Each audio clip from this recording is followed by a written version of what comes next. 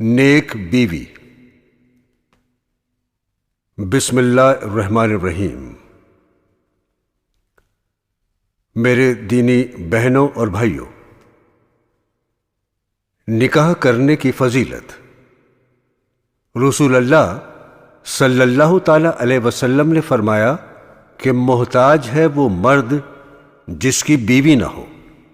لوگوں نے عرض کیا اگرچہ وہ بہت مال والا ہو تب بھی وہ محتاج ہے؟ آپ صلی اللہ تعالی علیہ وسلم نے فرمایا ہاں، اگرچہ وہ بہت مال والا ہو۔ پھر فرمایا کہ محتاج ہے وہ عورت جس کے خاوند نہ ہو۔ لوگوں نے عرض کیا اگرچہ وہ بہت مالدار ہو تب بھی وہ محتاج ہے؟ آپ صلی اللہ تعالی علیہ وسلم نے فرمایا ہاں، اگرچہ وہ بہت مال والی ہو۔ یعنی مال سے جو مقصود ہے راحت اور بے فکری، نہ اس مرد کو نصیب ہے جس کے بیوی نہ ہو اور نہ اس عورت کو نصیب ہے جس کے خاوند نہ ہو۔ بیوہ عورت کو نکاح سے روکنا ظلم ہے۔ عرب میں یہ رسم تھی کہ جب کوئی شخص مال چھوڑ کر مر جاتا تو اس کی بیوی کو نکاح نہ کرنے دیتے تاکہ اس کا مال اسی کے پاس رہے۔ یہ رسم ہندوستان میں بھی ہے کہ بیوہ کا نکاح نہیں کیا جاتا، تو اکثر اس کی یہی وجہ ہوتی ہے کہ اس کی جائیداد علیحدہ کرنا پڑے گی۔ لوگ یوں کہتے ہیں کہ جائیداد اچھی چیز ہے۔ صاحبو، جائیداد تو حقیقت میں عورت کے لیے سخت مصیبت ہے، کیونکہ ان کی جائیداد کی وجہ سے ہر شخص ان پر جان ڈالتا ہے۔ زمین کی وجہ سے عورتوں کو ہمیشہ مصیبت میں دیکھا گیا ہے کہ ہر شخص ان کو اپنی طرف کھینچتا ہے۔ تو صاحبو، ان کو حصہ دے کر ماں باپ کے سپرد کر دو، اپنے گھر میں نہ رکھو، کیونکہ جب تک اپنے گھر میں رکھو گے یہ خیال دل سے نہ نکلے گا۔ تو واجب ہے کہ حصہ دے کر ماں باپ کے سپرد کر دو، خواہ اس کو بٹھا دیں یا کہیں نکاح کر دیں۔ اگر کوئی کہے کہ جہاں شوہر کچھ چھوڑ کر مرے یہ حکم اس کے لیے ہے، اور جہاں کچھ چھوڑ کر ہی نہ مرے، اس صورت میں اگر عورت کو روکا جائے تو قرآن سے ممانعت نہیں معلوم ہوتی، کیونکہ آیت میں نہیں مقید ہے۔ تو اس کا جواب یہ ہے کہ جب مال کے ہوتے ہوئے روکنا جائز نہیں تو بغیر مال کے روکنا بدرجہ اولا جائز نہ ہوگا، کیونکہ گناہ دو قسم کے ہوتے ہیں، ایک تو کسی باعث سے، ایک بغیر کسی باعث کے۔ پہلا کسی درجے میں ہلکا ہے، عقلاً بھی شرعاً بھی، اور دوسرا گناہ بہت بڑا ہے۔ حدیث میں ہے کہ 3 اشخاص کو خدا تعالیٰ بہت ہی قابل نفرت رکھتا ہے: جھوٹا بادشاہ، زناکار بڈھا اور متکبر فقیر۔ اس کی وجہ یہی ہے کہ ان میں ان گناہوں کا کوئی داعی نہیں ہے۔ بادشاہ کو جھوٹ بولنے کی کیا ضرورت ہے؟ جھوٹ اس واسطے لوگ بولا کرتے ہیں کہ اس سے کارروائی کرے۔ بادشاہ کی قدرت کارروائی کے لیے کافی ہے، اس کو جھوٹ بولنے کی کیا ضرورت ہے؟ اسی طرح زنا بوجہ شدت بہا کے ہوتا ہے۔ بڈھے کو کیا مستی سوار ہوئی؟ اگر وہ ضبط کرنا چاہے تو کچھ بھی دشوار نہیں۔ اسی طرح غریب آدمی تکبر کرے تو اس کی حماقت ہے، اس کے پاس بڑا کون سا بہت زیادہ سامان ہے۔ اس سے معلوم ہوا کہ جو گناہ بغیر داعی کے ہو وہ زیادہ گناہ ہے۔ مطلب یہ کہ جب عورت کے پاس مال ہو تو اس وقت حرص کی وجہ سے تقاضا ہو سکتا ہے کہ اس کو بھی حق تعالیٰ نے منع فرمایا ہے، تو جس کے پاس مال بھی نہ ہو وہاں روکنا تو محض پابندی رسم ہے، اس میں روکنے کا کوئی داعی یعنی وجہ بھی موجود نہیں ہے، تو بہت ہی بڑا گناہ ہے۔ شادی شدہ عورت کی حفاظت کیوں ضروری ہے؟ لوگوں کا عام خیال ہے کہ کنواری کی حفاظت زیادہ ضروری ہے، بیاہی ہوئی کی نگہبانی کی ضرورت نہیں۔ یہ خیال غیر مسلموں سے ماخوذ ہے۔ اس کا منشا یہ ہے کہ اگر کنواری سے کوئی بات ہو جاتی ہے تو اس میں بدنامی اور رسوائی ہو جاتی ہے، اور بیاہی ہوئی سے کوئی بات سرزد ہو جاتی ہے تو بدنامی نہیں ہوتی، کیونکہ اس کا تو شوہر ہے، اس کی طرف نسبت کی جائے گی۔ مگر یہ خیال بالکل غلط ہے اور محض جہالت پر مبنی ہے۔ اگر جہالت سے کام لیا جائے تو معلوم ہوگا کہ کنواری کی حفاظت کی اتنی ضرورت نہیں جتنی بیاہی ہوئی کے لیے ضروری ہے، اور راز اس میں یہ ہے کہ قدرتی طور پر کنواری کے شرم و حجاب بہت ہوتا ہے، تو اس کے ساتھ ایک طبعی معنی موجود ہے، اور بیاہی ہوئی کی طبیعت کھل جاتی ہے، اس کے ساتھ یہ طبعی معنی نہیں رہتا۔ نیز کنواری کو علاوہ معنی طبعی کے خوف فضیحت بھی زیادہ ہوتا ہے، اور بیاہی ہوئی کو اتنا خوف نہیں ہوتا، کیونکہ کنواری میں تو کوئی آڑ نہیں اور اس میں شوہر کی آڑ ہے، اس کا فعل اس کی طرف منسوب ہو سکتا ہے، اس لیے بیاہی ہوئی کی طبیعت برے کاموں پر کنواری سے زیادہ ہونی چاہیے۔ یتیم بچوں کی پرورش کے لیے بیوہ عورت کا نکاح نہ کرنا گناہ نہیں۔ ایک روایت ہے، رسول اللہ صلی اللہ تعالی علیہ وسلم نے فرمایا، میں اور وہ عورت جس کے رخسار محنت و شفقت سے بدرنگ ہو گئے ہوں، قیامت کے دن اس طرح ہوں گے جیسے بیچ کی انگلی اور شہادت کی انگلی، یعنی ایسی عورت جو اپنے خاوند سے بیوہ ہو گئی ہو اور شان و شوکت والی اور حسن و جمال والی ہو، جس کے طالب نکاح بہت سے ہو سکتے ہیں، مگر اس لیے اپنے کو یتیموں کی خدمت کے لیے مقید کر دیا یہاں تک کہ سیانے ہو کر جدا ہو گئے یا مر گئے۔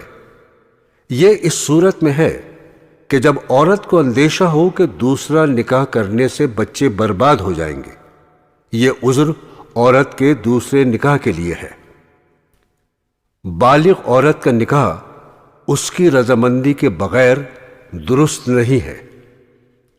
ابو سعید رضی اللہ تعالی عنہ سے روایت ہے کہ ایک شخص اپنی بیٹی کو نبی کریم صلی اللہ تعالی علیہ وسلم کے پاس لایا اور عرض کیا، یہ میری بیٹی نکاح سے انکار کرتی ہے۔ آپ صلی اللہ تعالی علیہ وسلم نے اس لڑکی سے فرمایا، نکاح کے بارے میں اپنے باپ کا کہنا مان لے۔ اس نے عرض کیا، قسم ہے اس ذات کی جس نے آپ صلی اللہ تعالی علیہ وسلم کو سچا دین دے کر بھیجا، میں نکاح نہ کروں گی جب تک آپ مجھے یہ نہ بتلا دیں کہ خاوند کا حق بیوی کے ذمے کیا ہے۔ آپ صلی اللہ تعالی علیہ وسلم نے فرمایا کہ ہر جائز معاملے میں خاوند کی اطاعت کرو۔ اس نے عرض کیا، قسم ہے اس ذات کی جس نے آپ کو سچا دین دے کر بھیجا، میں کبھی نکاح نہ کروں گی۔ آپ صلی اللہ تعالی علیہ وسلم نے فرمایا، عورتوں کا نکاح جب وہ شرعاً با اختیار ہوں بغیر ان کی اجازت کے مت کرو۔ برادران اسلام، اس کا عذر یہ تھا، یعنی اس لڑکی کا، کہ اس کو امید نہ تھی کہ خاوند کا حق ادا کر سکوں گی۔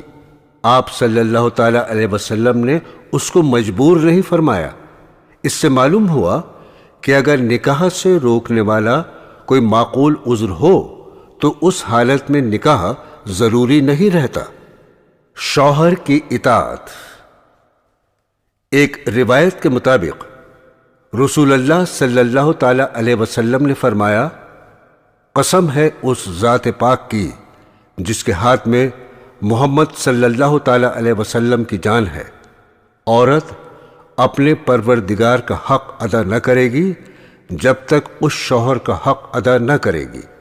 یعنی صرف نماز روزہ رکھ کر یوں سمجھ بیٹھیں کہ میں نے اللہ تعالیٰ کا حق ادا کر دیا، وہ حق بھی پورا ادا نہ ہوا۔ حضرت ابو ہریرہ رضی اللہ تعالی عنہ سے روایت ہے کہ رسول اللہ صلی اللہ تعالی علیہ وسلم نے فرمایا، اگر میں کسی کو حکم دیتا کہ کسی کو سجدہ کرے تو بیوی کو حکم دیتا کہ وہ شوہر کو سجدہ کرے۔ اس سے کتنا بڑا حق شوہر ثابت ہوتا ہے۔ ایک اور روایت کے مطابق رسول اللہ صلی اللہ تعالی علیہ وسلم نے فرمایا، اس عورت کی نماز اس کے سر سے اوپر نہیں جاتی، یعنی قبول نہیں ہوتی جو اپنے خاوند کی نافرمانی کرے جب تک کہ وہ اس سے باز نہ آ جائے۔ شوہر کے حقوق۔ زوجہ کے ذمے شوہر کے حقوق یہ ہیں: 1، اس کی اطاعت اور ادب و خدمت اور دلجوئی رضاجوئی پورے طور سے بجا لائے، البتہ غیر شرعی امر میں عذر کر دے۔ 2، اس کی گنجائش سے زیادہ اس پر فرمائش نہ کرے۔ 3، اس کا مال بلا اجازت خرچ نہ کرے۔ 4، اس کے عزیز و اقارب کے ساتھ سختی نہ کرے جس سے شوہر کو رنج پہنچے، بالخصوص شوہر کے ماں باپ کو اپنا مخدوم سمجھ کر ادب و تعظیم سے پیش آئے۔ 5، اس کے مقدور سے یعنی اس کی حیثیت سے زیادہ نان و نفقہ طلب نہ کرے۔ 6، بغیر اجازت شوہر کے کسی کو گھر نہ آنے دے۔ 7، نفل نماز بغیر اس کی اجازت کے نہ پڑھے اور نفل روزہ بغیر اس کی اجازت کے نہ رکھے۔ 8، اگر صحبت کے لیے بلائے بغیر معنی شرعی کے اس سے انکار نہ کرے۔ 9، اپنے خاوند کو بوجہ افلاس یا بدصورتی کے حقیر نہ سمجھے۔ 10، اگر کوئی امر خلاف شرع خاوند میں دیکھے ادب سے منع کرے۔ 11، اس کا نام لے کر نہ پکارے۔ 12، کسی کے روبرو خاوند کی شکایت نہ کرے۔ 13، اس کے سامنے زبان درازی نہ کرے۔ 14، اس کے عزیز و اقارب سے تکرار نہ کرے۔ پردے کے احکام و مسائل۔ حضرت ابو موسیٰ اشعری رضی اللہ تعالی عنہ سے روایت ہے کہ رسول اللہ صلی اللہ تعالی علیہ وسلم نے فرمایا، جو عورت عطر لگا کر مردوں کے پاس سے گزرے تاکہ وہ اس کی خوشبو سونگھیں، وہ عورت زناکار ہے، اور ہر آنکھ جو اس کو دیکھے گنہگار ہے۔ حضرت عمر رضی اللہ تعالی عنہ سے روایت ہے کہ رسول اللہ صلی اللہ تعالی علیہ وسلم نے فرمایا، جب کوئی شخص عورت سے تنہائی میں ملتا ہے تو ان کے ساتھ تیسرا شیطان ہوتا ہے۔ عقبہ بن عامر رضی اللہ تعالی عنہ سے روایت ہے کہ رسول اللہ صلی اللہ تعالی علیہ وسلم نے فرمایا، عورتوں کے پاس آنے جانے سے بچو۔ کسی نے کہا، یا رسول اللہ صلی اللہ تعالی علیہ وسلم، شوہر کے بھائی کا کیا حکم ہے؟ حضور نے فرمایا، شوہر کا بھائی دیور تو موت ہے۔ باریک اور چست کپڑا پہننے کی ممانعت۔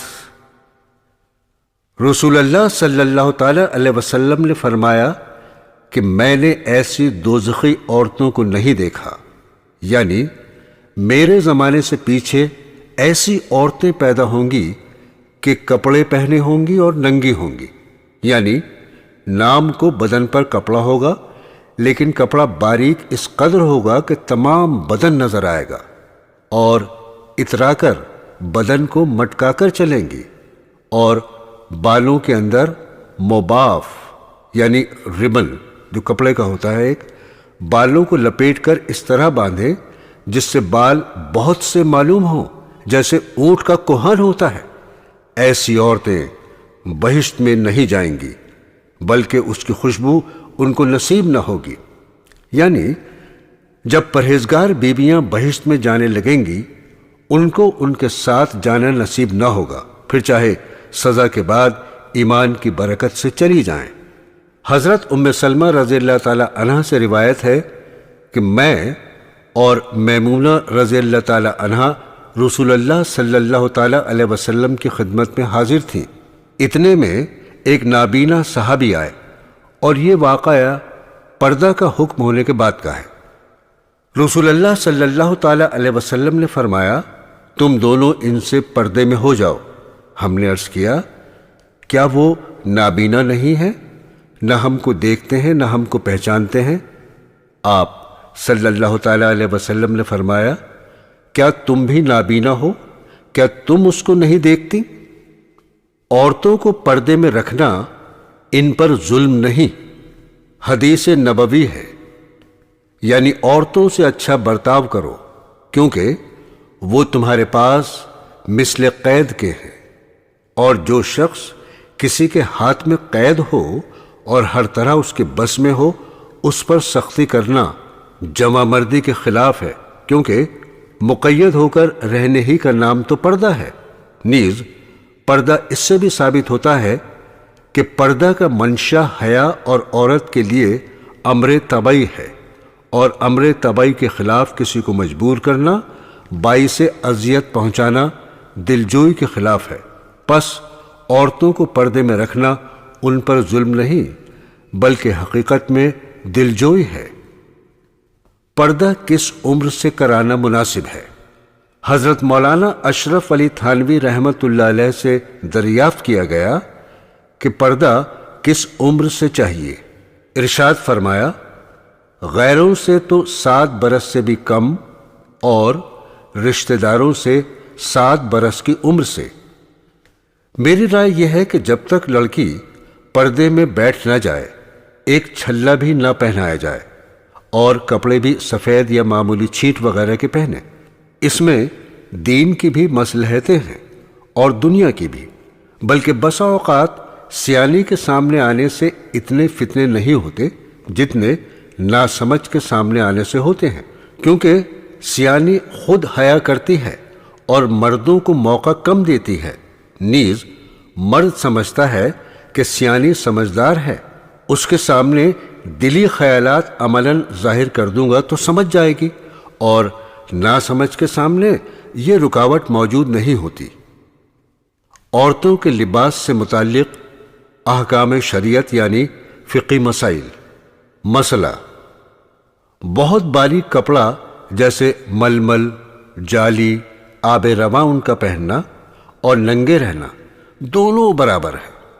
حدیث شریف میں آیا ہے، بہت ہی کم کپڑا پہننے والی عورتیں قیامت کے دن ننگی سمجھی جائیں گی، اگرچہ کرتا دوپٹہ دونوں باریک ہوں تو یہ تو اور بھی غضب ہے۔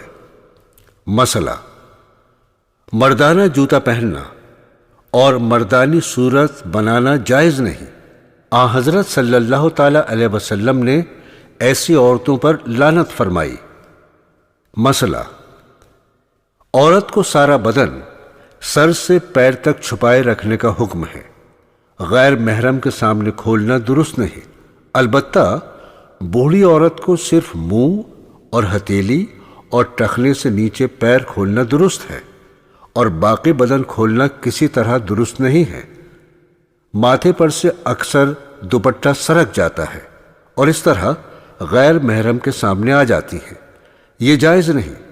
غیر محرم کے سامنے ایک بال بھی نہیں کھولنا چاہیے، بلکہ جو بال کنگھی میں ٹوٹتے ہیں اور کٹے ہوئے ناخن بھی کسی ایسی جگہ ڈالے کہ کسی غیر محرم کی نگاہ نہ پڑے، نہیں تو گنہگار ہوگی۔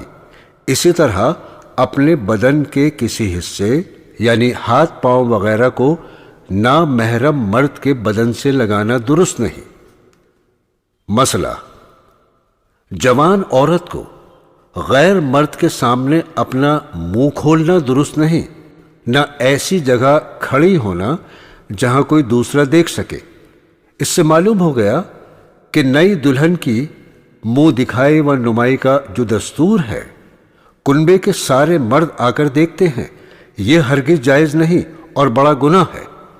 مسئلہ: ناف سے لے کر رانوں تک کے نیچے تک کا بدن کسی عورت کے سامنے بھی کھولنا درست نہیں۔ بعضی عورتیں ننگے سامنے نہاتی ہیں، یہ بڑی بے غیرتی اور ناجائز بات ہے۔ مسئلہ: اپنے پیر کے سامنے آنا ایسا ہی ہے جیسے کسی غیر محرم کے سامنے آنا، اس لیے یہ بھی جائز نہیں ہے۔ اسی طرح لے پالک لڑکا، کسی دوسرے کا بیٹا جس کو گود لے لیا ہو، بالکل غیر ہوتا ہے۔ لڑکا بنانے سے سچ مچ لڑکا نہیں بن جاتا، سب کو اس سے وہی برتاؤ کرنا چاہیے جو بالکل غیروں کے سامنے ہوتا ہے۔ اس طرح جو نامحرم رشتہ دار ہیں جیسے دیور، جیٹھ، بہنوئی، نندوئی، چچا، پھوپھی زاد اور ماموزاد بھائی بہن وغیرہ سب شرع میں غیر ہیں، سب سے گہرا پردہ کرنا چاہیے۔ مسئلہ: زمانہ حمل میں اگر دائی سے پیٹ ملوانا ہو تو ناف سے نیچے کا بدن کھولنا درست نہیں، دوپٹہ وغیرہ ڈال لینا چاہیے۔ بلا ضرورت دائی کو بھی دکھانا جائز نہیں ہے۔ یہ جو دستور ہے کہ پیٹ ملتے وقت دائی بھی دیکھتی ہے اور دوسرے گھر کی تمام عورتیں، ماں بہن وغیرہ بھی دیکھتی ہیں، یہ بالکل جائز نہیں۔ مسئلہ: جتنے بدن کا دیکھنا جائز نہیں وہاں ہاتھ لگانا بھی جائز نہیں۔ اس لیے نہاتے وقت اگر بدن بھی نہ کھولے تب بھی نائن وغیرہ سے رانے ملوانا درست نہیں، اگرچہ کپڑے کے اندر ہاتھ ڈال کر ملے۔ البتہ اگر نائن اپنے ہاتھ میں کیسا یعنی گلوز پہن کر کپڑے کے اندر ہاتھ ڈال کر ملے تو یہ جائز ہے۔ مسئلہ: ہیجڑے اور اندھے کے سامنے آنا بھی جائز نہیں ہے۔ مسئلہ: اگر کوئی مجبوری ہو تو ضرورت کے موافق اپنا بدن دکھلا دینا درست ہے۔ مثلا ران میں پھوڑا ہے تو صرف پھوڑے کی جگہ کھولو، زیادہ ہرگز نہ کھولو۔ اس کی صورت یہ ہے کہ پرانا پاجامہ اور چادر پہن لو اور پھوڑے کی جگہ پھاڑ دو یا کاٹ دو۔ اس کو جراح یا ڈاکٹر دیکھ لے، لیکن جراح کے سوا اور کسی کو دکھانا جائز نہیں ہے، نہ کسی مرد کو اور نہ کسی عورت کو۔ البتہ اگر ناف اور زانو کے درمیان نہ ہو، کہیں اور ہو تو عورت کو دکھلانا درست ہے۔ اسی طرح عمل لیتے وقت صرف ضرورت کے مطابق دکھانا چاہیے۔ عمل کا مطلب ہے یعنی اس جگہ کا معائنہ کرتے وقت یا مرہم لگاتے وقت۔ یہی حکم دائی جنائی کا ہے کہ ضرورت کے وقت اس کے سامنے بدن کھولنا درست ہے، لیکن جتنی ضرورت ہے اس سے زیادہ کھولنا درست نہیں۔ بچہ پیدا ہونے کے وقت یا کوئی دوا لگاتے وقت فقط اتنا ہی بدن کھولنا چاہیے، بالکل ننگی ہو جانا جائز نہیں۔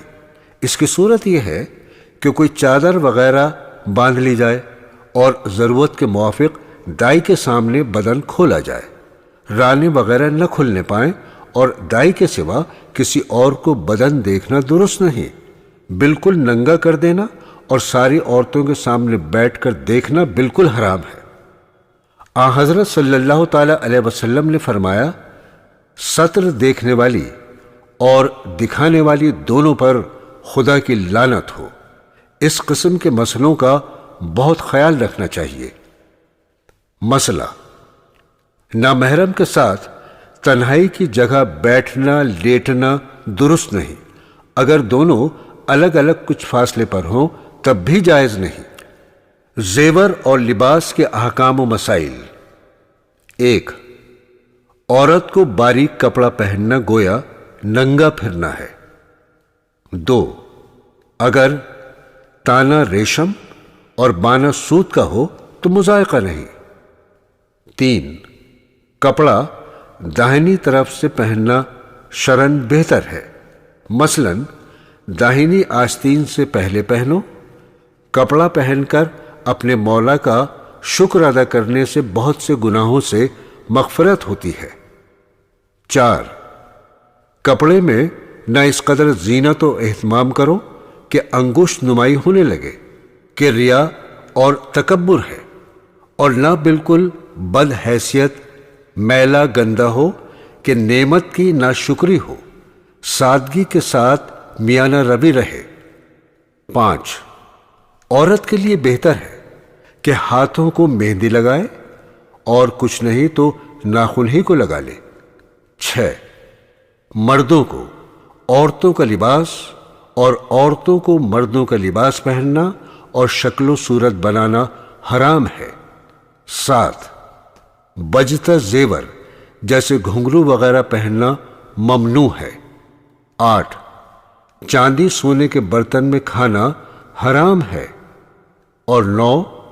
عورت کو احتیاط ضروری ہے کہ غیر مرد کے کان میں اس کی آواز نہ پڑے۔ اور اب پیش ہے حیض کا بیان۔ ہر مہینے اندام نہانی سے معمولی خون آتا ہے، اس کو حیض یا ماہواری کہتے ہیں۔ اس کی کم سے کم مدت 3 دن 3 رات ہے۔ اگر کسی کو 3 دن 3 رات سے کم یا اس سے زیادہ حیض آیا تو وہ حیض نہیں بلکہ کسی بیماری کی وجہ ہو سکتا ہے۔ مسئلہ: حیض کے زمانے میں نماز پڑھنا، روزہ رکھنا درست نہیں۔ اتنا فرق ہے کہ نماز تو بالکل معاف ہو جاتی ہے، پاک ہونے کے بعد اس کی قضا واجب نہیں ہوتی، لیکن روزہ معاف نہیں ہوتا، پاک ہونے کے بعد قضا رکھنی پڑے گی۔ نفاس کا بیان۔ بچہ پیدا ہونے کے بعد اندام نہانی سے جو خون آتا ہے اس کو نفاس کہتے ہیں۔ اس کی زیادہ سے زیادہ مدت 40 دن ہے اور کم سے کم کوئی حد نہیں۔ اگر کسی کو آدھ گھڑی آ کر بند ہو جائے وہ بھی نفاس ہے۔ مسئلہ: نفاس میں بھی نماز بالکل معاف ہے، روزہ معاف نہیں بلکہ اس کی قضا رکھنا چاہیے۔ زمانہ حیض میں ذکر اللہ۔ مسئلہ: حیض کے زمانے میں مستحب ہے کہ نماز کے وقت وضو کر کے کسی پاس جگہ تھوڑی دیر بیٹھ کر اللہ اللہ کیا کرے تاکہ نماز کی عادت چھوٹ نہ جائے اور پاک ہونے کے بعد نماز سے گھبرائے نہیں۔ مسئلہ: حیض اور نفاس کے ایام میں کلمہ اور درود شریف پڑھنا اور خدا تعالیٰ کا نام لینا، استغفار پڑھنا یا کوئی اور وظیفہ پڑھنا منع نہیں ہے، یہ سب درست ہے۔ اغلاط العوام متعلق حیض۔ مسئلہ: مشہور ہے کہ زچہ جب تک غسل نہ کرے اس کے ہاتھ کی کوئی بھی چیز کھانا درست نہیں، یہ بھی غلط ہے۔ حیض و نفاس میں ہاتھ ناپاک نہیں ہوتے۔ مسئلہ: بعض عوام کہتے ہیں کہ چلے کے اندر، چلے کا مطلب ہے زچہ کا 40ویں دن نہانا، زچہ خانے میں خاوند کو نہیں جانا چاہیے، سو اس کی کوئی بھی اصل نہیں ہے۔ مسئلہ: عوام کہتے ہیں جو عورت حالت حیض میں ہو اور زچہ مر جائے اس کو دوبارہ غسل دینا چاہیے، یہ بھی محض بے اصل ہے۔ مسئلہ: عام عورتیں زچہ خانے میں 40 روز تک نماز پڑھنا جائز نہیں سمجھتی، اگرچہ پہلے ہی پاک ہو جائیں، سو یہ بالکل دین کے خلاف ہے۔ 40 دن نفاس کی زیادہ سے زیادہ مدت ہے، باقی اصل مدت کی کوئی حد نہیں ہے۔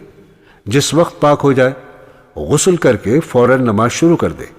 اسی طرح اگر 40 دن میں بھی خون موقوف نہ ہو تو 40 دن کے بعد پھر اپنے آپ کو پاک سمجھ کر نماز شروع کر دے۔ زکوٰۃ کے احکام و مسائل۔ 1. حضرت عائشہ صدیقہ رضی اللہ تعالی عنہ سے روایت ہے کہ میں نے سنا رسول اللہ صلی اللہ تعالی علیہ وسلم سے آپ فرماتے تھے، نہیں مخلوط ہوتی زکوٰۃ کسی مال میں کبھی مگر کہ ہلاک کر دیتی ہے وہ اس مال کو۔ 2. ایک مرتبہ رسول اللہ صلی اللہ تعالی علیہ وسلم نے 2 عورتوں کے ہاتھ میں سونے کے کنگن دیکھے تو ان سے پوچھا کہ ان کی زکوٰۃ دیتی ہو یا نہیں؟ انہوں نے عرض کیا نہیں۔ تب آپ صلی اللہ تعالی علیہ وسلم نے فرمایا، کیا تم کو پسند ہے کہ اس کے بدلے میں تم کو آگ کے کنگن پہنائے جائیں؟ انہوں نے عرض کیا نہیں۔ تو آپ نے فرمایا، تم اس کی زکوٰۃ دیا کرو۔ شوہر کے ذمے عورت کی زکوٰۃ، صدقہ فطر اور قربانی کی ادائیگی واجب نہیں۔ شوہر اور بیوی دونوں کے ملک جدا جدا ہیں۔ یہ شوہر کے لیے بھی ظلم ہوگا کہ عورت کے مال میں بلا اس کی رضا کے تصرف کرے، اور عورت کے لیے بھی خیانت ہوگی اگر مرد کے مال میں بلا اس کی رضا کے تصرف کرے۔ اس لیے شوہر کے ذمے عورت کے مملوکہ زیور کی زکوٰۃ یا اس کی طرف سے صدقہ فطر یا قربانی واجب نہیں، البتہ